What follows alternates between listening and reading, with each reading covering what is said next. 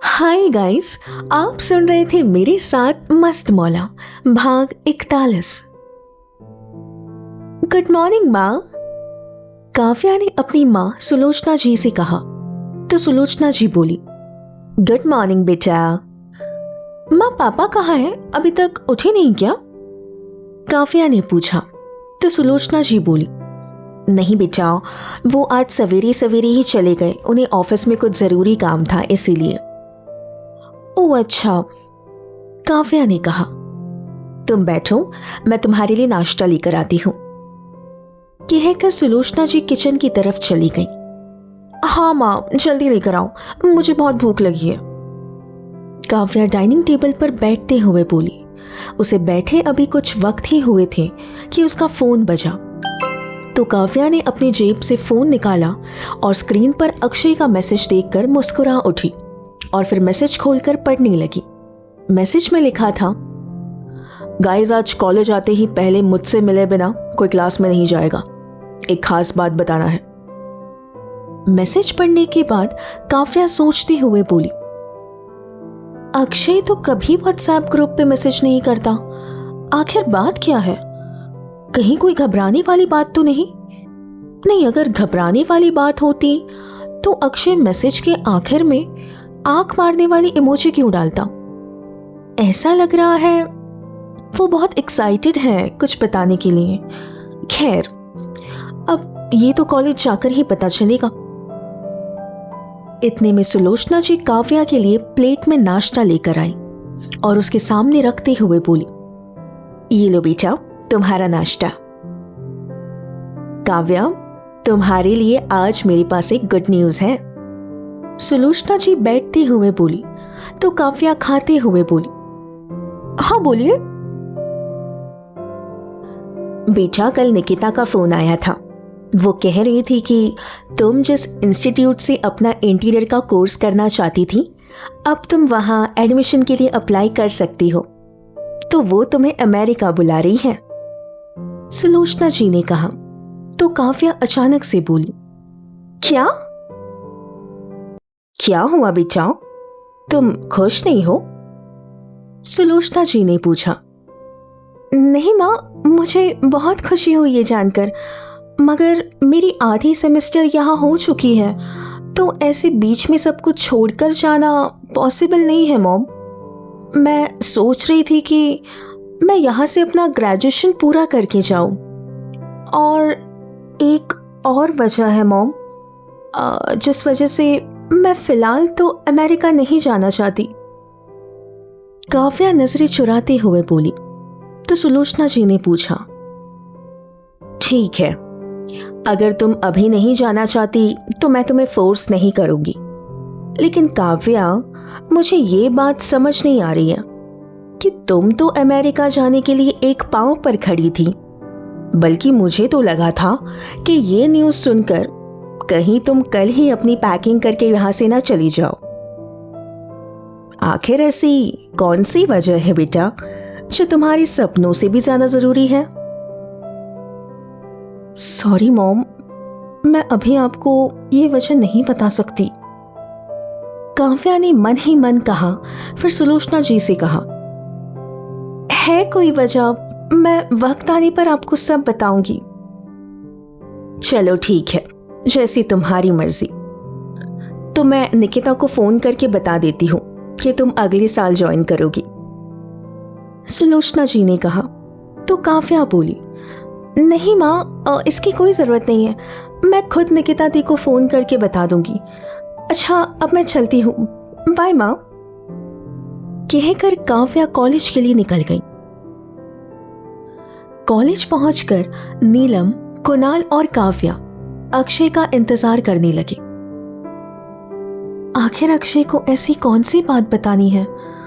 कहीं वो मुझे पसंद तो नहीं करता? क्योंकि उस दिन जिस तरह अक्षय ने मेरी हथेली को थामा, उससे तो यही साफ जाहिर होता है कि शायद वो भी मुझसे प्यार करता है जितना मैं उससे करने लगी हूं। खैर, आज जो हो जाए, मैं अक्षय से अपनी दिल की बात कह दूंगी। काव्या मन ही मन मुस्कुराते हुए बोली फिर काव्या ने कुणाल से पूछा, क्या बात है कुणाल, अक्षय ने ऐसे हम सबको एक साथ क्यों बुलाया? तो कुणाल बोला, पता नहीं काव्या, अक्षय ने मुझे भी इस बारे में कुछ नहीं बताया। शायद उसे कुछ कन्फेस करना हो, नीलम ने कहा। तो काव्या ने पूछा, तुमने ऐसा क्यों कहा नीलम? क्या तुम्हें अक्षय ने कुछ बताया? नहीं काव्या, मैंने बस गेस किया। वो देखो, अक्षय आ गया। नीलम ने गेट की ओर इशारा करते हुए कहा। तो नीलम के साथ काव्या और कुणाल भी गेट की ओर देखने लगे। काव्या अक्षय को देखकर मुस्कुराने लगी। फिर उसकी नजर जैसे ही अक्षय के हथेली की ओर गई तो उसने देखा कि अक्षय ने किसी का हाथ थाम रखा था। और फिर जैसे ही मिष्टी को अक्षय के पीछे से आकर उसके बगल में अक्षय का हाथ थाम कर आते हुए देखा तो उसे बड़ा अजीब लगा।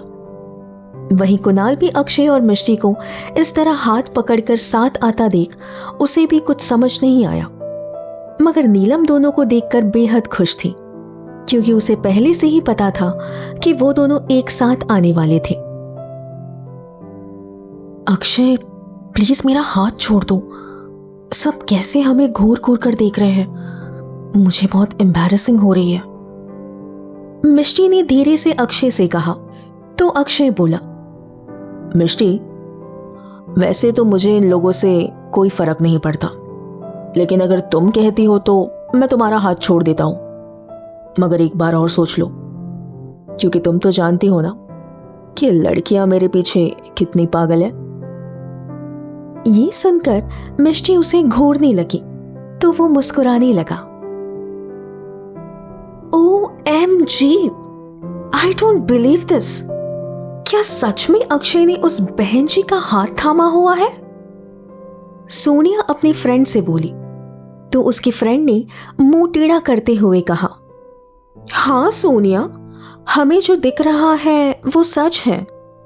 यार सोनिया, ये तो तुझसे भी 2 कदम आगे निकली। I mean, तू भी तो अक्षय के साथ रिलेशनशिप में थी, मगर अक्षय ने तो कभी इस तरह तेरा हाथ नहीं पकड़ा। Just shut up. इंसान को उतना ही बोलना चाहिए जितनी उसकी औकात हो, और तू मुझे उस 3rd क्लास लड़की से कंपेयर भी कैसे कर सकती है? मैं अच्छी तरह से जानती हूं इन लड़कियों को। पहले सीधी सादी बनने का नाटक करती है, फिर कोई चार्मिंग से लड़के को अपने जाल में फांसती है। इनकी फितरत ही होती है ऐसी, सोनिया ने कहा। तो उसकी फ्रेंड उसके जले पे नमक छिड़कते हुए बोली, वैसे सोनिया, कहीं ये वही लड़की तो नहीं जिसकी वजह से लाइब्रेरी में तेरी पहली किस होते होते रह गई थी अक्षय के साथ? आज तो कुछ ज्यादा ही नहीं बोल रही, सोनिया गुस्से में घूरते हुए बोली। तो उसकी फ्रेंड चुप हो गई। वरुण, तुम ऐसे बुत बनकर क्यों खड़े हो? वैसे मैं तुमसे पूछना भूल गई, उस दिन अक्षय तुम्हें पीट क्यों रहा था? सोनिया ने पूछा। तो वरुण बोला, ये मेरे और अक्षय के बीच की बात है सोनिया, तुम बीच में ना ही पड़ो तो बेहतर होगा। कहकर वरुण वहां से चला गया। व्हाटएवर, सोनिया ने मुंह बनाते हुए कहा। अक्षय और मिष्टी के आते ही कुणाल बोला, ये सब क्या है अक्षय? फिर मिष्टी से बोला, गुड टू सी यू मिष्टी, कैसी हो तुम? तो मिष्टी बोली, मैं ठीक हूं कुणाल। तुम दोनों एक साथ इस तरह? काव्या ने पूछा। तो अक्षय बोला, अरे बताता हूं, हैव सम पेशेंस गाइस। मैंने तुम लोगों को इसीलिए तो यहां बुलाया है ताकि मैं बता सकूं कि अक्षय वर्मा यानी कि मैं किसी का टेम्पररी बनते बनते अब परमानेंट बन चुका हूं। कहकर अक्षय मिष्टी की ओर देखने लगा। क्या? इसका मतलब तुम दोनों एक दूसरे के साथ रिलेशनशिप में हो? कुणाल ने कहा। तो नीलम बोली, हाँ कुणाल, फाइनली हमारे तोते मैने ने एक दूसरे से अपने प्यार का इजहार कर ही दिया। मगर ये सब सुनकर काव्या का दिल टूटकर बिखर गया। उसकी आंखें आंसुओं से भर गई। वैसे मुझे उन लड़कियों के लिए थोड़ा बुरा लग रहा है, क्योंकि मैं उनका ड्रीम बॉय जो था। अक्षय मिष्टी को छेड़ते हुए बोला, तो मिष्टी उसे हल्के से कोनी मारते हुए बोली, अच्छा, कुछ ज्यादा ही बुरा लग रहा है नहीं? तो फिर जाओ उन लड़कियों के पास ही। अरे नहीं नहीं, मैं तो बस मजाक कर रहा था, अक्षय ने कहा। काव्या के आंखों में आंसू देखकर मिष्टी उसके पास आकर बोली, काव्या, क्या हुआ तुम्हें? तुम रो क्यों रही हो? तो काव्या अपने आप को संभालते हुए बोली, नहीं मिष्टी, मैं रो नहीं रही। तुम तो जानती हो ना, मैं छोटी छोटी चीजों पर कितनी इमोशनल हो जाती हूँ। तुम्हें इतने दिनों के बाद कॉलेज में देखकर मुझे बहुत खुशी हो रही है, इसीलिए मेरी आंखें नम हो गई। कहते हुए काव्या मिष्टी के गले लग गई। फिर कुछ देर बाद मिष्टी से अलग होकर अक्षय से बोली, वैसे अक्षय, मैं तुमसे बहुत नाराज हूं। हम तो बचपन से एक दूसरे के कितने क्लोज हैं, फिर भी तुमने मुझे नहीं बताया कि तुम मिष्टी से प्यार करते हो। अच्छा खैर, जाने दो।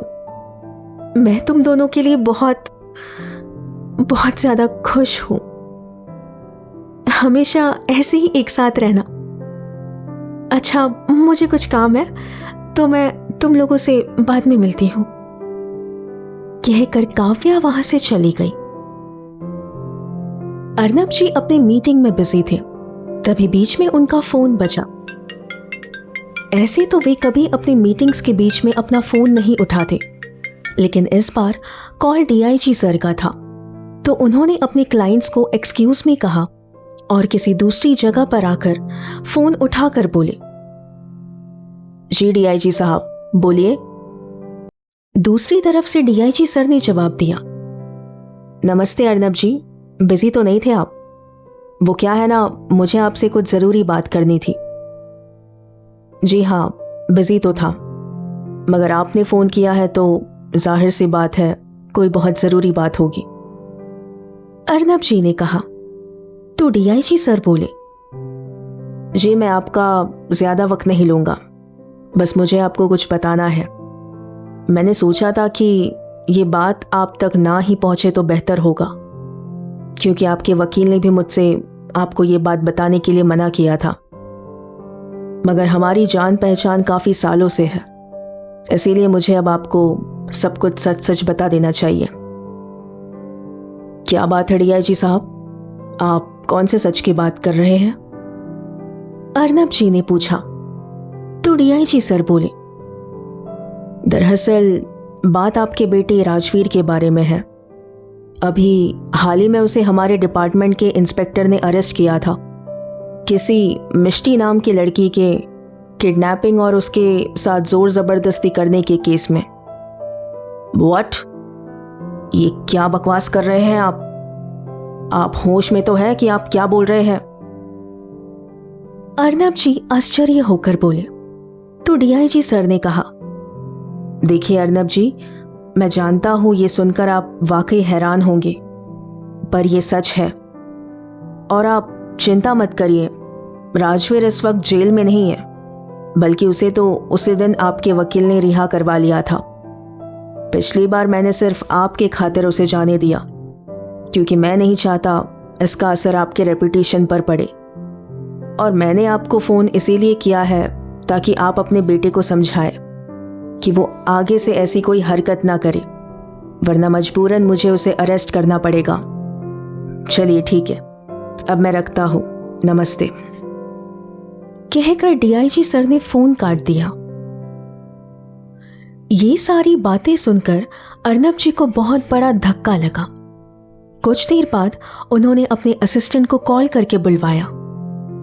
असिस्टेंट के आते ही अर्नब जी बोले, दीपक, तुम अभी मेरी इंडिया की फ्लाइट बुक करो। पर सर, हमारी मीटिंग। दीपक ने कहना चाहा तो अर्नब जी ऊंची आवाज में बोले, सारी मीटिंग्स को पोस्टपोन कर दो और अभी इसी वक्त मेरी इंडिया की पहली फ्लाइट बुक करो, मुझे अभी निकलना है। कहकर अर्नब जी वहां से चले गए। वॉशरूम में आकर काव्या ने अपना मुंह पानी से धोया और फिर शीशे में खुद को देखते हुए बोली, अक्षय मुझसे नहीं मिष्टी से प्यार करता है और मैं समझ रही थी अक्षय मुझसे प्यार करता है। मैं कितनी बेवकूफ हूं। फिर चीखते हुए बोली, क्यों? आखिर क्यों? हमेशा मेरे साथ ही ऐसा क्यों होता है? क्या मैं किसी के प्यार के काबिल नहीं? पिछली बार मुझे अक्षय ने संभाल लिया था, लेकिन इस बार तो खुद अक्षय ने मेरा दिल तोड़ दिया है। अब मुझे कौन संभालेगा? कहते हुए काव्या रोती हुए फूट पड़ी। फिर कुछ देर रोने के बाद काव्या सिसकते हुए बोली, बस काव्या, बस इस बार तुझे ही खुद को संभालना होगा। लेकिन इस बार मैं अपने प्यार को रोज रोज अपनी नजरों के सामने किसी और के साथ नहीं देख पाऊंगी। इसीलिए अब बेहतर यही होगा कि मैं अमेरिका चली जाऊं और वहीं पर अपनी आगे की पढ़ाई पूरी करूं, क्योंकि यहां जिस वजह से मैं रुकना चाहती थी वो वजह नहीं, सिर्फ एक गलतफहमी थी। पर मैं मिष्टी के लिए बहुत खुश हूं। वाकई मिष्टी, तुम बहुत खुश नसीब हो जो तुम्हें अक्षय जैसा लड़का मिला। आई विश कि तुम दोनों हमेशा साथ रहो और खुश रहो। कहकर काव्या वहां से चली गई। इनफ इज इनफ, अब बहुत हो गया। मैं और एक दिन भी घर पर नहीं रह सकता। मुझे कॉलेज जाना है। मैंने प्यार किया है या कोई क्राइम जो मुझे इस तरह मुंह छिपाकर अपने ही घर में खुद को कैद करके रखना पड़ रहा है? नहीं, अब और नहीं। मैं आज ही कॉलेज जाऊंगा, क्योंकि मिष्टी सिर्फ और सिर्फ मेरी है। कहकर राजवीर दरवाजे की ओर बढ़ा और जैसे ही उसने दरवाजा खोला और सामने अर्नब जी को खड़ा देख वो बोला, डैड आप? हम बहुत जल्द मिलेंगे कहानी के अगले भाग में। सुनते रहिए अपने आरजे सेट के साथ मस्त मौला। Bye bye.